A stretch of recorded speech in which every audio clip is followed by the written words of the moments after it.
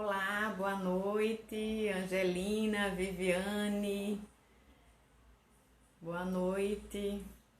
Eu saí, cheguei agora, tava com medo de me atrasar, mas deu tudo certo. Tomei um banho rápido, mas deu certo. Certo? Boa noite. Eu queria que você desse feedback, se a imagem tá ok e se o som também tá ok. Aqui nos bastidores eu coloco um abajur aqui do lado, que senão fica muito escuro. Aí essa luz às vezes me deixa ceguinha, assim, olhando pro... Boa noite, Genilson. Obrigada por participar. Ok, Angelina. Só esperando dar 8 em ponto, falta 2 minutinhos aqui no meu relógio. Tudo tranquilo, que bom. Laura, boa noite, Laura. Que bom ter por aqui, vamos ficar por aqui. Hoje nós vamos falar sobre a importância do autoconhecimento, certo? Que é uma continuidade de tudo que a gente está vindo. Então a gente está dando continuidade à Semana da Recolocação Profissional. Nós falamos primeiro sobre o currículo no primeiro dia. Na terça-feira nós falamos sobre como se comportar na entrevista. No terceiro dia nós falamos sobre a dinâmica de grupo e hoje nós estamos falando sobre a importância do autoconhecimento. Ana Kaline, boa noite. Gorete, minha prima Lola, boa noite. Então, acho que já deu 8 horas. Podemos começar, certo? Ok? Sinalizem aí se está tudo ok, se a gente pode começar.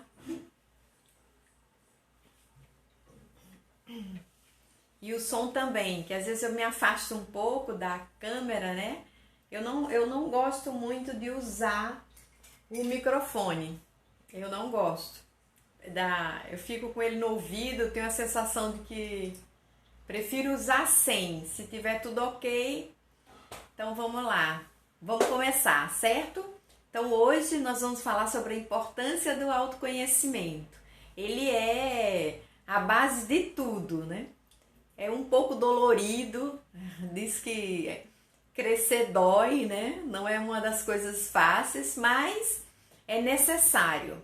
E geralmente acaba que a gente observa essa necessidade para valer numa fase da nossa vida, né? Que Jung falava muito do processo de individuação, que ele vai ocorrer um pouco mais para frente, né? Eu vou falar aqui primeiramente alguns conceitos para vocês entenderem, né? Até entrar de fato no autoconhecimento. Mas basicamente uma frase chocante, que é muito famosa, se fala muito, né? Que é aquela frase que tinha na entrada do pórtico lá era da cidade de Delfos, né? Que dizia: conhece-te a ti mesmo e conhecerei os deuses e o universo, né? Tinha isso na entrada do templo do deus Apolo, né? Isso aí foi no século IV antes de Cristo. Você veja como essa frase ela é muito repetida até os dias de hoje, né? E isso significa esse olhar para dentro de si e permitir conhecer, que é possível, né? Conhecer os deuses e o universo, né? Os gregos falavam muito isso. E fazendo analogia a essa frase, na própria Bíblia, ela tem um trecho que diz: e conhecereis a verdade, e a verdade vos libertará, né? É João, capítulo 8, versículo 32. É fantástico isso, e muito profundo, porque realmente, né? A verdade é que nos liberta, que a gente percebe, tira todas as convenções da sociedade e tudo mais, e ela acaba nos libertando. A gente deixa de ser escravo. Porque muitas coisas a gente se comporta para agradar, né? Agradar o próximo, agradar quem está mais próximo, de uma maneira geral. Claro, é óbvio que há uma necessidade, né, na sociedade de que a gente vai introjetando alguns tipos de comportamento até para viver em sociedade. É impossível você 100% estar dizendo o que quer, o que vem na telha, né? Tem até um filme lá que o filho faz esse pedido, né? Quando vai apagar a velhinha, pede pro pai nunca mentir, né? Não sei se vocês já assistiram, é um filme muito interessante, mas faz a gente refletir, né? E aí, gente, uma das imagens que mais se fala sobre essa questão do autoconhecimento é o iceberg, aquela pedra de gelo que flutua no oceano, né? E que só tem do lado de fora uma pontinha de gelo, né, ali boiando. Só que para baixo, aquela pedra ela é gigante, né? Que é um grande desafio, né? E o mais interessante fazendo essa analogia é porque você não consegue mudar o que você não conhece. Então, só tem aquela parte no topo, mas para baixo, lá do oceano, a pedra ela é gigante. E aí é dividido. É colocado meio que o que está por cima são as nossas atitudes, e quando você dá uma mergulhada, você vai ter ali pensamentos, vai ter sentimentos, vai ter suas crenças que estão tudo ali embaixo, interferindo nessas atitudes, certo? Então é um dos maiores desafios, é exatamente você querer mudar o que você não conhece. Por isso que é fundamental que a gente tenha contato com isso, para que a gente possa, de fato, dar uma tratativa para aquilo, se a gente deseja mudar, obviamente, né? E aí, fazendo essa mesma analogia da pedra, do gelo lá, eu vou falar um pouquinho da estrutura da psique, para a gente poder entrar um pouco mais na questão do autoconhecimento. Então, e eu vou usar aqui os conceitos de Jung. Existem vários psicólogos, existem várias teorias com relação à estrutura da psique. Freud vai ter uma outra estrutura, mas eu vou usar de Jung porque é a que eu me identifico, né? Mas não existe certo nem errado. A outra, a teoria de Freud é maravilhosa, mas eu me identifico muito com a de Jung, portanto, trouxe a de Jung para a gente estar conversando, ok?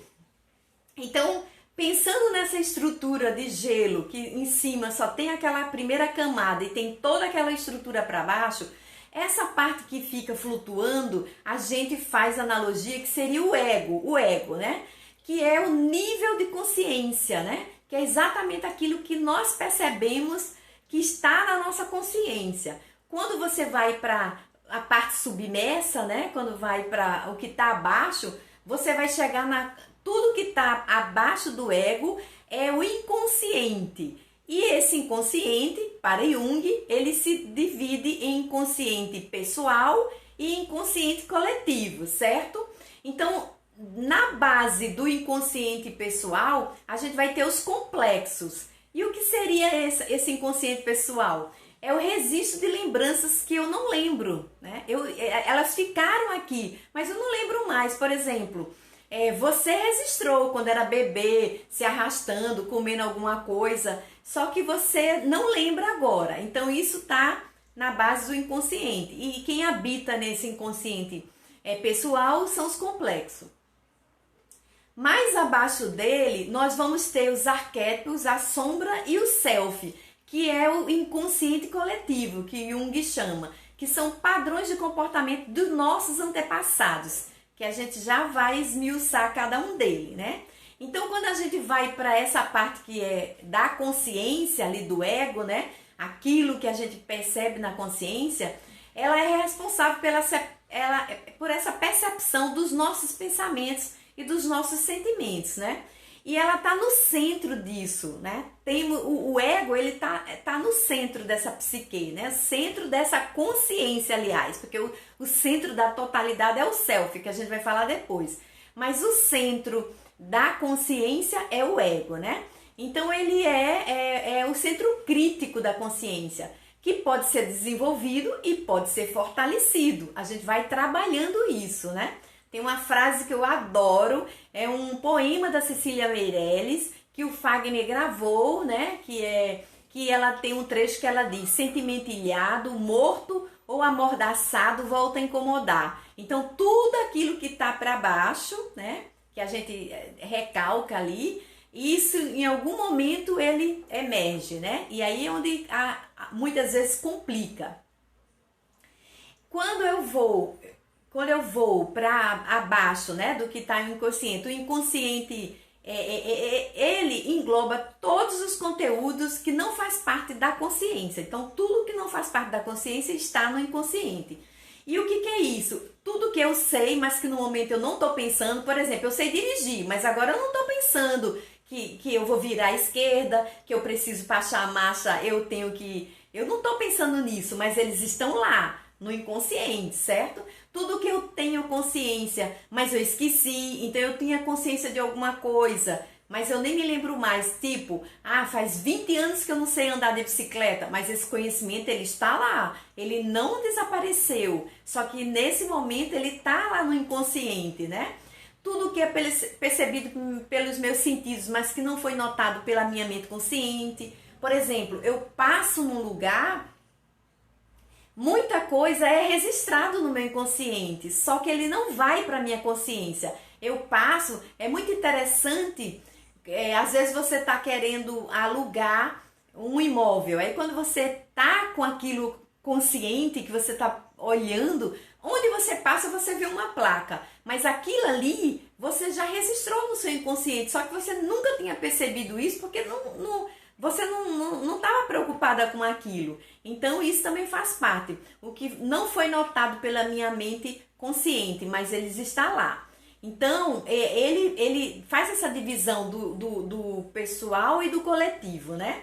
Então quando você vai para o seu inconsciente pessoal, você vai ter ali registro de lembranças que você não lembra, são memórias perdidas, ideias dolorosas, reprimidas e muitas vezes de propósito, certo?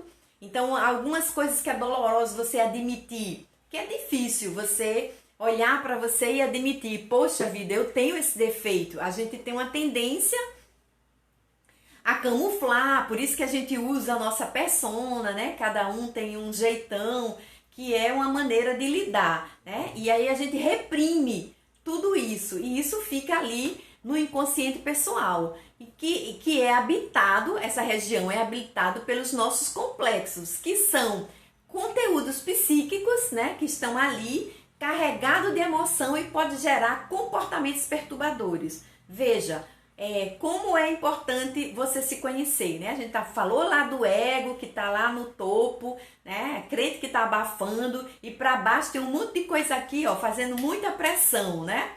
E existem diversos complexos. Um deles eu vou falar que às vezes acaba sendo muito complicado no ambiente de trabalho, é o complexo de poder, né? Que é caracterizado por ideias obsessivas de domínio, né? E uma postura onipotente. Então a gente vê muito isso dentro do ambiente organizacional, em todos os lugares. Mas como a gente está falando da Semana da Recolocação, eu estou puxando o gancho para isso, né?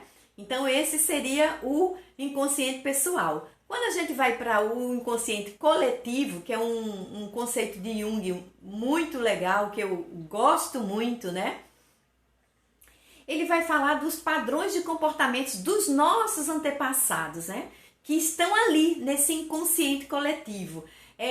Que ele diz que é um conjunto de sentimentos, pensamentos e lembranças compartilhada por toda a humanidade, que nós herdamos dos nossos antepassados, né? E essa predisposição para agir no mundo, né? No mundo de acordo com a forma como os nossos ancestrais faziam. Um filme muito interessante que mostra isso, e eu indico que se vocês quiserem compreender um pouquinho mais sobre isso, é Abril Despedaçado. É um filme brasileiro, acho que é com aquele Selton Mello, maravilhoso, que ele vai falar disso. Uma rixa, né, no sertão do Nordeste entre famílias por posse de terras. Aí aquela coisa, um mata o outro, outro mata, e aquela coisa vai se perpetuando dentro da família, aquelas brigas de ódio que vai passando de geração para geração. Uma delas, muito interessante, que é muito um clássico que a gente conhece, é o Romeu e Julieta, né? As famílias se odiavam, né? E de repente os dois se apaixonam e tipo, pô, mas o que é que eu tenho a ver com isso? Vocês se odeiam, mas eu não odeio o Romeu, né? Mas o que é isso? Exatamente, isso está dentro do inconsciente coletivo. Você passa a se comportar como seus ancestrais, né, nossos antepassados se comportavam. E você vai repetindo aquele comportamento. É preciso muita coragem para você cortar esse vínculo, né? E parar de se comportar dessa maneira, né?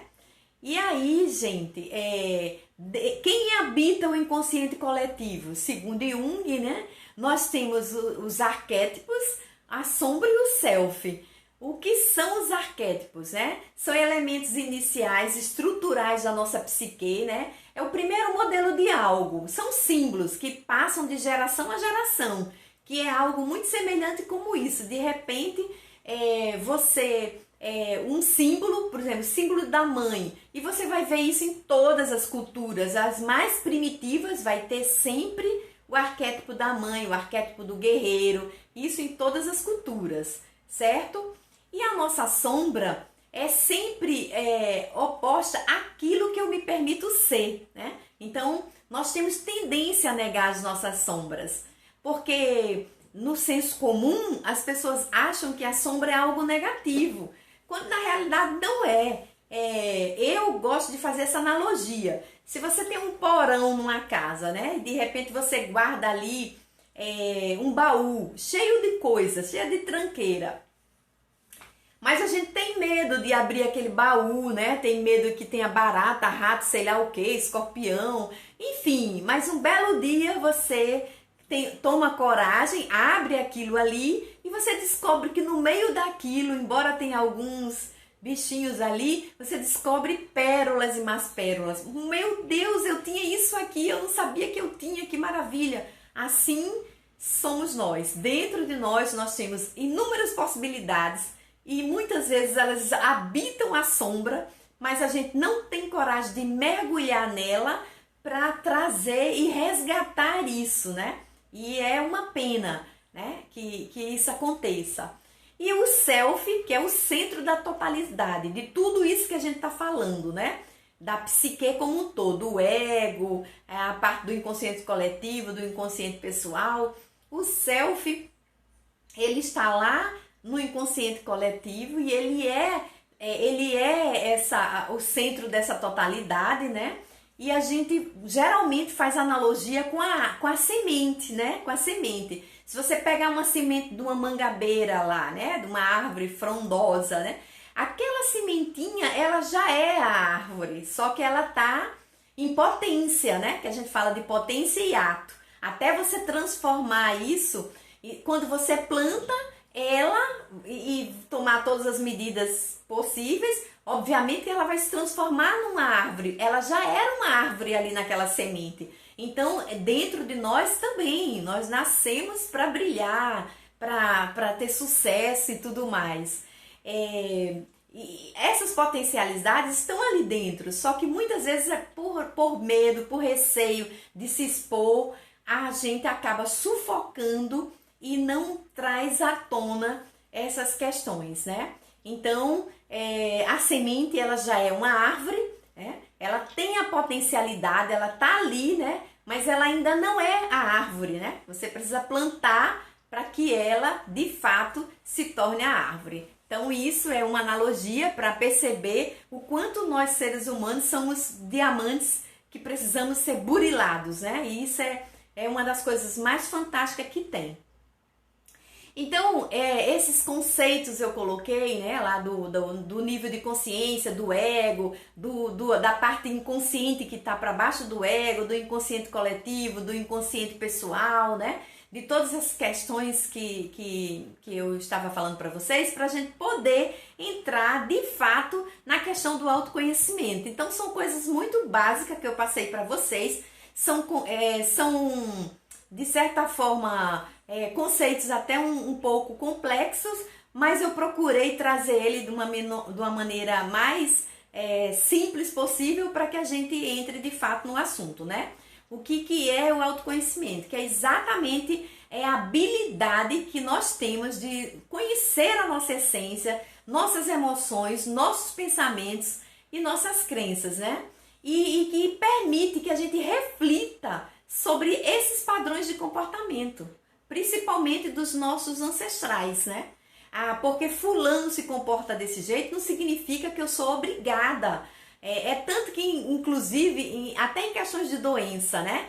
Tudo bem, tem a questão da genética, mas tem pessoas que piram, porque o avô teve câncer, a mãe teve câncer, e ela coloca aquilo na cabeça que ela também vai ter, e que necessariamente isso não é uma lei, né? Então, se autoconhecer é muito importante que a gente olhe para isso, né? Para essas emoções, para esses pensamentos, para essas crenças que muitas vezes limitam, e que a gente reflita de fato nesses padrões de comportamento e que a gente possa romper com aqueles padrões que são nocivos, né? Muitas vezes, gente, abrindo só um parêntese, passou hoje na televisão um menino de 17 anos que passou no vestibular para direito e ele saiu de casa. Olha a atitude do menino, é uma coisa bem complexa, mas eu achei interessante, porque não é fácil romper. Porque por trás disso tem toda uma questão. Se você rompe, você é criticado muitas vezes por, nossa, mas você vai fazer isso? E, enfim, então tem que ter uma coragem muito grande para romper, né, com esses padrões, né? E aí, uma coisa muito interessante que a gente tem que perceber, né, de refletir sobre esses padrões. Eu tenho uma história bem interessante que a minha mãe ela tinha a maior vontade de conhecer Fátima em Portugal. Nós fizemos uma viagem aí, né? E eu confesso para vocês que eu estava mais perdida do que cachorro quando cai do caminhão de mudança, porque eu resolvi alugar um carro, né? E quando eu cheguei para pegar esse carro, ele era totalmente automático, ele não tinha chave, ele era um botão que você apertava para dirigir. E eu fui ali, foi um impacto muito grande. Eu disse, meu Deus do céu, será que eu consigo isso? Será que eu consigo dirigir isso? Será que eu consigo tirar esse negócio aqui de cima da calçada? Porque eu tava morrendo de medo, né? Mas assim, é importante que a gente se desafie, que você reflita sobre isso. E o que é mais interessante são as capacidades que estão lá dentro da gente e a gente não acredita que tem, que a gente é capaz, que a gente pode sim fazer aquilo, entendeu? E muitas vezes cometendo os erros, mas é assim mesmo, a gente faz parte errar, né? E aí foi uma experiência muito rica isso. E uma das coisas mais incríveis quando você começa a se questionar esses padrões, quando você começa a de fato mergulhar dentro de você para que você conheça isso e que você mude alguma coisa, você começa a ver os benefícios disso, né?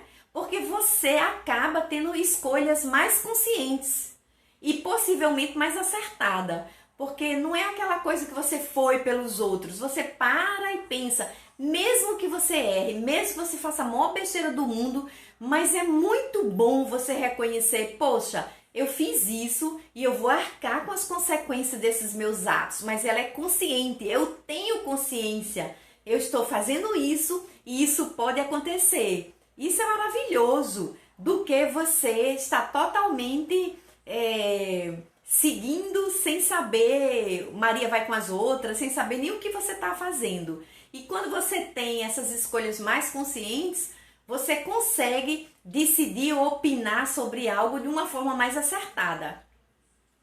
E isso no mundo profissional é maravilhoso, porque você acaba descobrindo sua vocação, né? Aquilo que brota da sua alma e que de fato vai fazer a diferença na sua vida. Nos relacionamentos amorosos também, né? Que a gente passa a aceitar as pessoas como elas são e não como a gente gostaria que elas fossem, né?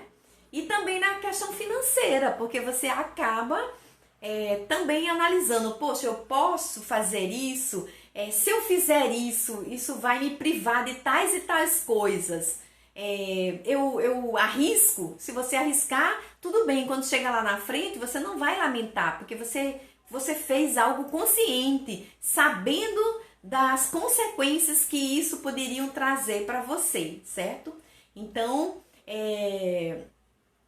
e aí você começa a ter consciência dos seus pontos fortes, né? Aqueles pontos que você reconhece, seus pontos de melhoria, os seus bloqueios, as suas crenças, os seus medos, né? Ajuda a clarificar o seu propósito de vida quando você passa a ter essa consciência, né? De que é muito importante sobre isso. E porque assim, medo todo mundo tem e ela não é uma coisa ruim. O medo não é algo ruim, muito pelo contrário. Ela preserva, ela é preservação da vida. A pessoa que não tem medo, ela morre muito rápida, né? Porque, tipo, tá ali um leão e você vai cutucar, tipo, onça com vara curta, não vai fazer isso, né? Você sabe que ele vai atacar e que você não vai sobreviver. O ideal é que você corra. Pô, você está diante daquilo ali, então isso não é vergonhoso que você sinta medo. Agora, tem algumas coisas que a gente precisa vencer esses medos, que muitas vezes está ligada a algumas crenças negativas, que eu não consigo, eu não sou capaz, isso não é pra mim. Quantas vezes eu já ouvi muitas mulheres dizer, vixe que homem lindo, não vou nem olhar, que isso aí é muita areia pro meu caminhão. Por quê? Isso está baseado numa crença, ela está se autodesvalorizando, ela não acredita no potencial dela, nem nas qualidades dela e que ela seria capaz de despertar, enfim. Então, é importante que a gente comece a adquirir esse nível de autoconsciência para que, de fato, a gente possa trabalhar isso, porque, como eu falei lá no início, ninguém vai mudar o que você não conhece, que tá tudo bom, você não reconhece. Isso é uma pergunta clássica muitas vezes na entrevista, quando a gente pergunta, né? Quais os seus pontos de melhoria? A pessoa trava, ela não sabe dizer, não, eu não tenho, tá tudo bem, tá ótimo, eu não tenho. Tipo assim, a pessoa ela não consegue enxergar. Para ela não tem defeito. Exatamente, Viviane, são crenças limitantes. Então ela acha que ela não tem defeito. E não é vergonhoso, gente, você admitir que você tem defeitos. Nós temos muitos defeitos, né? Obviamente que a gente não vai sair dizendo por aí, meus defeitos. Não é isso que eu tô dizendo. Mas a gente ter essa consciência serve para que a gente trabalhe isso, melhore isso e que a gente evolua com relação a toda essa questão, né? Que a gente desenvolva as nossas potencialidades. E para isso a gente tem que reconhecer primeiro, porque se eu não reconheço, tipo, eu já vi pessoas dizer, você vai ler um livro, a pessoa diz assim, não, eu já sei de tudo isso aí, não vou nem olhar. Quer dizer, a pessoa acha que ela já sabe de tudo e que ela não precisa aprender mais nada, absolutamente nada. Então, fica a dica aí que o autoconhecimento, ele é a base para tudo na nossa vida, né? É a base de tudo, né? E a pessoa pode estar se perguntando, mas aí como é que eu desenvolvo isso, né? Esse autoconhecimento. Hoje a gente tem muitos profissionais competentes no mercado que você pode procurar. Você pode começar o pontapé inicial por uma avaliação de perfil, né? Você pode chegar, eu queria começar pelo básico do básico. Deixa eu ver aqui uma avaliação do meu perfil, né? E você pode fazer a avaliação de perfil. Eu faço avaliação de perfil, né? Eu uso o Big Five, que é uma avaliação da personalidade, é um dos testes mais estudados cientificamente. Ele aborda muitas culturas, então ele tem bastante fidedigno os resultados desse teste. Você também tem a terapia, né? Poder fazer a terapia com um profissional competente que vai estar ali te ajudando, instigando, trazendo à tona todas essas questões aí para que você desabroche, para que você possa seguir a sua vida, porque às vezes você fica totalmente paralisado. E aí a coisa não flui, parece que as coisas não acontecem, parece que tudo na vida da pessoa dá para trás, parece que nada acontece e a pessoa acha que tem azar e que não tem nada a ver com azar. Tem a ver com ela acreditar e ela comecei a remexer isso, que dá tanto medo, né? Que as pessoas não querem mexer isso, né? E aí também a yoga, eu recomendo muito a yoga é maravilhoso, a yoga trabalha de uma forma geral tudo, questão da respiração, das posturas. Às vezes as pessoas não sabem porque tem posições da yoga que muito desafiantes. Por quê? Porque ela simula o nosso dia a dia. Na nossa vida é assim, a gente tem muitos desafios. E aquelas posturas é exatamente para fazer você refletir sobre as posturas que a gente tem diante da vida e como é que a gente encara ela e como é que a gente vai poder desenvolvê-las, né? Que começa difícil e vai facilitando à medida que você vai repetindo aquilo e você vai aumentando seu repertório. Então eu acho a yoga fantástica. E também a constelação, né? Que é exatamente a palavra constelar vem de ativar. Então a gente tem muitos complexos ali e a constelação ela faz isso, ela ativa esses complexos. Quando você tá ali no meio daquela que você vai lá constelar, a gente tem N coisas para constelar, não é tudo de uma vez, você vai mexendo e também tem que ver o momento da pessoa, né? Às vezes a pessoa ainda não está tão preparada, ela vai se preparando, porque literalmente quando você vai constelar, você vai ativar um complexo, né? Você vai colocar, digamos assim, o dedo na ferida, como diz o outro lá, né? A terapia também faz isso, por isso que muitas pessoas acabam indo embora da terapia, ela não aguenta, quando você começa a mexer naquelas coisas que te incomodam muito, que você botou para debaixo do tapete, que você ainda não tá querendo tirar aquilo dali, né? Porque dói, como a gente já falou, que são memórias, ideias, coisas que machucam, né? E aí você acaba abandonando, não vai mais, porque começou a mexer ali, começou a ativar aqueles complexos e a pessoa quer sair e ir embora dali, porque ela tem dificuldade, né?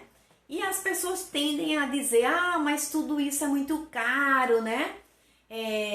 Isso é muito caro, eu não tenho dinheiro. Bem, gente, com toda sinceridade, saúde mental, investir na sua saúde mental não tem preço, né? Isso é um investimento, porque é muito importante. E agora na pandemia a gente viu o quanto é importante. Tem pessoas que estão surtando porque elas não se conheciam. Elas passaram a ficar muito tempo com ela mesma e às vezes elas não se suportam, né?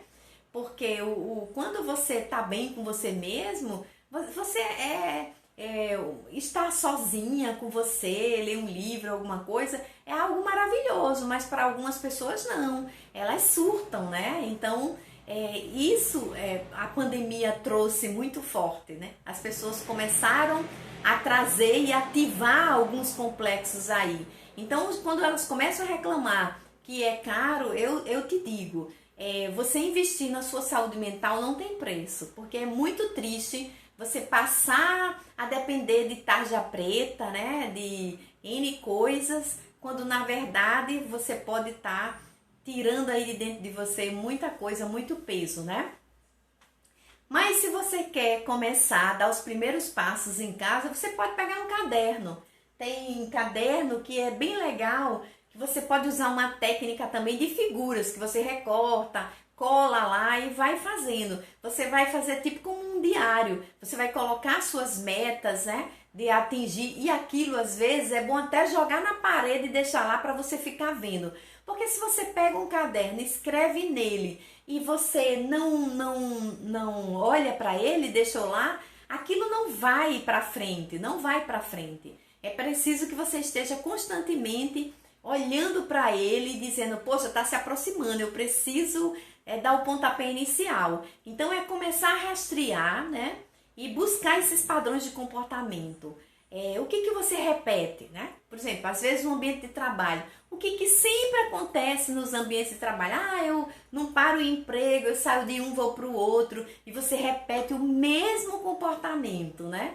Então é hora de parar e refletir. Por que é que eu me comporto dessa maneira, né? Por que eu repito esse comportamento, né? O que você repete, por que você repete e o que você ganha com isso, porque a gente tem ganho, gente, é impressionante. Existem os ganhos secundários, que é tão inconsciente, que eles estão ali para baixo, a gente nega eles. Então, muitas vezes isso já está visto, né, em muitos artigos científicos aí, questão de alcoolismo, mulheres que procuram homens que tiveram na família, pai, mãe, e acaba casando também com homens, né? Você acaba repetindo determinados tipos de comportamento e você não sabe por que repete aquilo, né? E o que você ganha com isso? Porque a gente tem ganho secundário. Na psicologia tem algo muito interessante que a gente fala, né? Que você tá lá sentada na cadeira, tudo muito bonitinho. E aí você tá meio incomodada, mas você não levanta, né? Aí tem um prego lá, o prego tá incomodando, mas você vai para um lado da cadeira, aí começa a incomodar, você vai para o outro lado da cadeira, começa a incomodar, você vai para a ponta da cadeira, mas dizem que só de fato, quando aquilo já não aguenta mais, é que você levanta a bunda da cadeira. É aí que nasceu esse tão comentado, né? Dizer popular. Por quê? Mas a gente não precisa esperar isso, a gente não precisa deixar que as coisas cheguem nesse nível para que a gente vá buscar uma solução para isso. Então, a gente tem que pensar e questionar sobre isso, né? O que eu ganho com isso? Porque tem ganho secundário.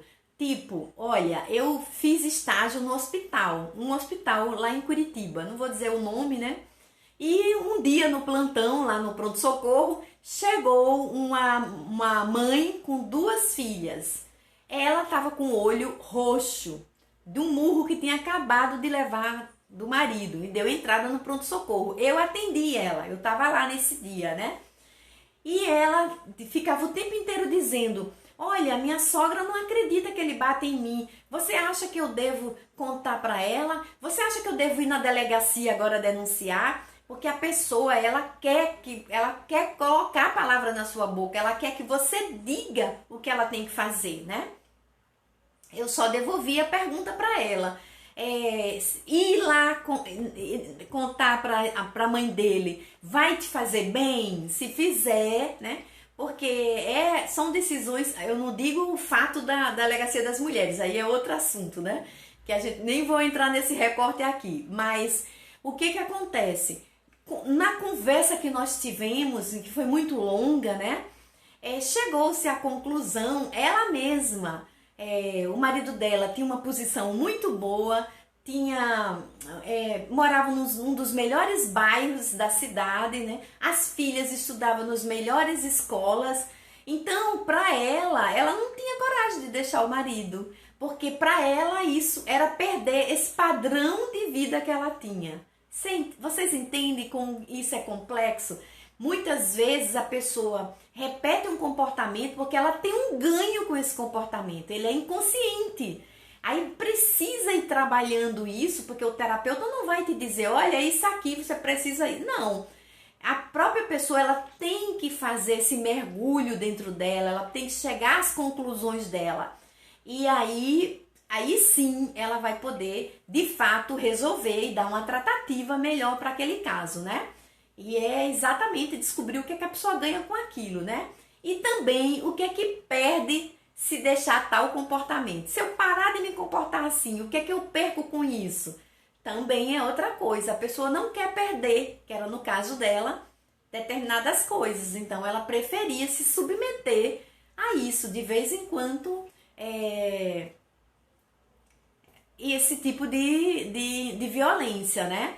E eu não estou entrando aqui em juízo de valor, eu estou trazendo como um exemplo para mostrar para vocês como o inconsciente ele é incrível e como ele age, né? E como é importante que de fato a gente se conheça, para que a gente não deixe que ele manipule. Muitas vezes a gente toma muitas atitudes achando que é uma ação consciente, mas não é. Ele tá ali, o inconsciente, o tempo inteiro agindo, mas a gente não percebe. Por isso que é interessante que a gente conheça os nossos comportamentos para que a gente tenha escolhas mais conscientes. Que quando de fato a gente escolha algo, a gente possa ter uma segurança de que não, eu estou ciente dos riscos e tudo mais. Isso aqui é consciente, né? Não é algo inconsciente. Então, para isso, é um trabalho que muitas vezes provoca dor, sofrimento, né? As pessoas têm dificuldade e eu queria muito, gente, que espero que esse conteúdo ajude a vocês, que ele faça sentido, conectando com os demais que a gente vem vendo anteriormente, né? De como tudo, essa parte aqui. E eu vou terminar para vocês falando, além da música Caçador de Mim, que eu acho ela maravilhoso, que o Milton Nascimento estava mega inspirado quando fez essa canção, né? Por tanto amor, por tanta emoção, a vida me fez assim. E é um poema maravilhoso, a música dele lá, né? Acabei de dizer o nome dele, já esqueci, mas tudo bem. Mas tem uma que é muito melhor para retratar essa questão do inconsciente e de se conhecer de fato e como ela muda a vida da gente. Eu sugiro, depois coloca aí no Google o nome Flaira Ferro e vejam o que é que ela diz sobre isso. Maravilhoso, é uma bailarina, a história de vida dela é muito interessante, né? E ela vai falando, ela é uma música e ela diz, né? Eu sou a maldade em crise, ela diz, tendo que reconhecer as fraquezas de um lado que nem todo mundo vê, né? Porque tá ali. Fiz em mim uma faxina e encontrei no meu umbigo o meu próprio inimigo que adoece na rotina, ela fala, né?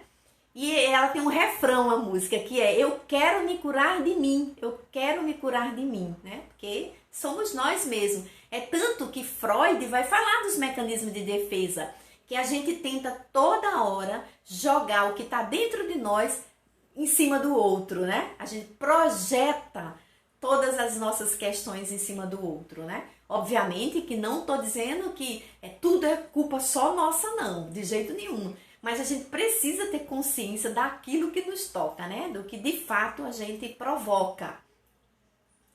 E ela continua, ela diz: o ser humano é esquisito, armadilha de si mesmo. Fala de amor bonito e aponta o erro alheio. Vinha ao mundo em um só corpo, e esse de 1,60 m, que ela é baixinha. Deva ele estar atenta, não posso mudar o outro. Então eu tenho que olhar os meus, não o outro, né? Porque a gente tá o tempo inteiro, então eu tenho que estar atenta ao meu, né? E ela diz: vou pequena e pianinho fazer minhas orações. Eu me rendo da vaidade que destrói as relações. Para me encher do que importa, preciso me esvaziar, né? Isso é profundo. Para encher do que me importa, preciso me esvaziar. Minhas feras encarar e me reconhecer hipócrita, né? Porque muitas vezes nós somos hipócritas. E ela diz, que eu acho que é a parte da música mais chocante e que a gente não tem coragem. Muitas vezes isso na terapia. E para você dizer isso, você chora, tem aqueles lencinhos lá do lado, porque faz parte, né? E ela diz: sou má, sou mentirosa, vaidosa e invejosa, sou mesquinha, grão de areia, boba e preconceituosa, né? E ela diz: sou carente, amostrada, dou sorriso, sou corrupta, malandra, fofoqueira, moralista e interesseira. E dói me expor. Assim, né? Dói despice assim, porque quem é que tem coragem, né, gente? E essa menina, ela chegou ao fundo do poço, ela fala da história dela. Para compreender esse poema que ela escreveu, você tem que ler a história dela lá, né? Ela era hiper mega famosa como bailarina, acostumada, ó, todo mundo aplaudir, né? E chegou um momento da carreira dela que ela teve alguns problemas e foi quando ela caiu na real e escreveu isso. Mas ela prossegue, né? A gente vai terminar esse último trecho. Ela diz: mas se eu não tiver coragem para enfrentar os meus defeitos, de que forma, de que jeito eu vou me curar de mim?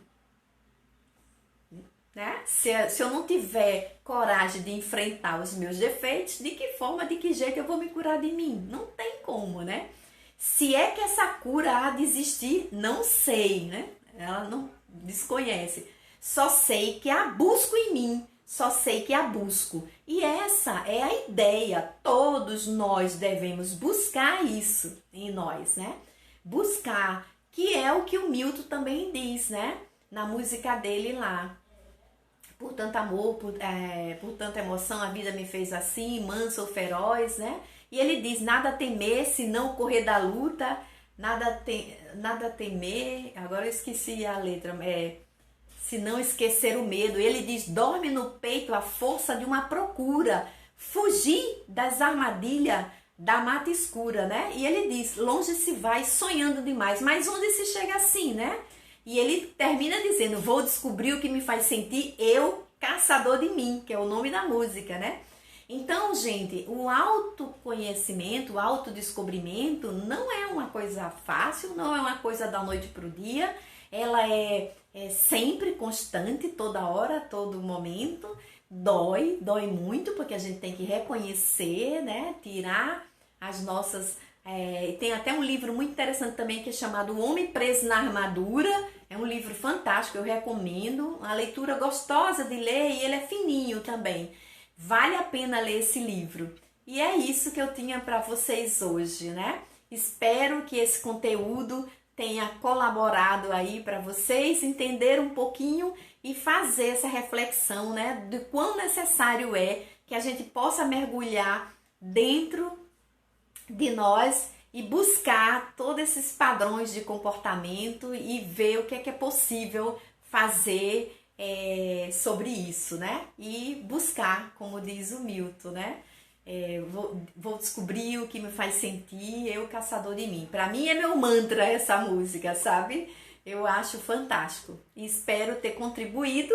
Se alguém tiver alguma questão ou alguma pergunta que gostaria, alguma dúvida de falar, eu estou à disposição. Se não quiserem perguntar aqui, não tem problema. Se quiserem usar o direct também, não tem problema, eu respondo do mesmo jeito. E esse vídeo vai ficar gravado. Se quiser assistir novamente, é só assistir. E eu agradeço imensamente a presença de vocês. Kênia, boa noite, Kênia. E é isso, viu? Tá bom? Eu agradeço muito e, como de praxe, eu digo que eu espero vocês saírem para eu fechar a sala, ok? Um beijo no coração de todas aí, certo? Pois é, Viviane, passa rápido, né? Passa rápido. E passa mais rápido ainda porque vocês acabam não fazendo pergunta, porque a gente poderia ir aqui enveredando aqui por muitas e muitas coisas. Espero que tenha contribuído, tá bom? Um beijo aí para todas. Anderson, não sei se entrou agora, mas eu tô fechando a sala. Algumas pessoas, certo? Obrigada a todos aí. Então, uma boa noite a todos e vamos fazer esse exercício aí, tá bom? Boa noite.